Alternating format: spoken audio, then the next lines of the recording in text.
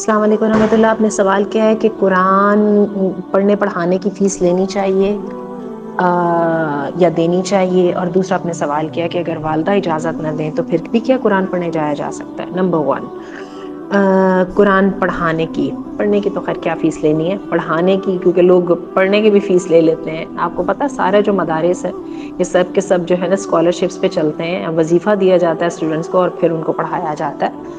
تو بات یہ ہے کہ بہرحال تو پڑھانے کی فیس اس لیے لی جا سکتی ہے کہ قرآن ٹیچر جو ہے، ویسے تو خیر یہ نالج اللہ کے لیے ہے اور اس کی نہیں لینی چاہیے، لیکن یہ ہے کہ ہم جب دیکھتے ہیں کہ ایک بندہ اپنی پوری لائف ڈیڈیکیٹ کرتا ہے، اپنا ٹائم دیتا ہے اور اسی کو ہی اپنا پیشہ بھی بناتا ہے، اور اس کے لیے وہ سارے ٹولز یوز کرتا ہے جو کسی بھی کاروبار کو، اسکول کو چلانے کے لیے استعمال کرنے چاہیے. لوگ ہائر کرتا ہے، اپنا وقت دیتا ہے، پروفیشنل ٹریننگ لیتا بھی ہے، دیتا بھی ایٹسٹرا، اور پھر تھنگس مہیا کرتا ہے. عمارت ہو گئی، بیٹھنے کی جگہ ہو گئی، کلاس رومز ہو گئے، وٹ ایور جو ہے نا ریکوائرڈ.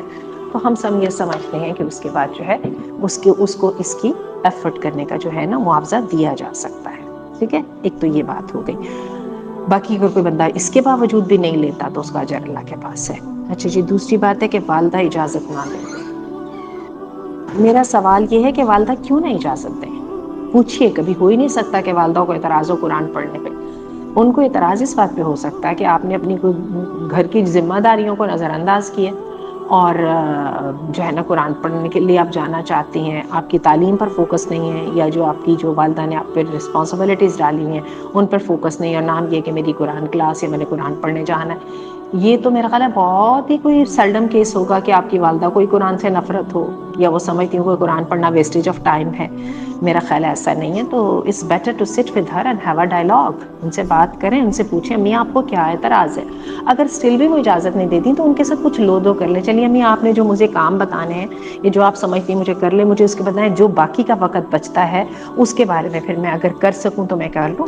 تو بات یہ ہے کہ اپنے آپ کو ڈسپلنڈ اور سسٹمیٹک انف ثابت کریں والدہ کے سامنے. تو میں آپ کو بتاؤں پھر وہ آپ کے ڈیسیجنس خود نہیں کریں گی، وہ آپ کو خود اپنے ڈیسیجنس کرنے دیا کریں گی انشاءاللہ.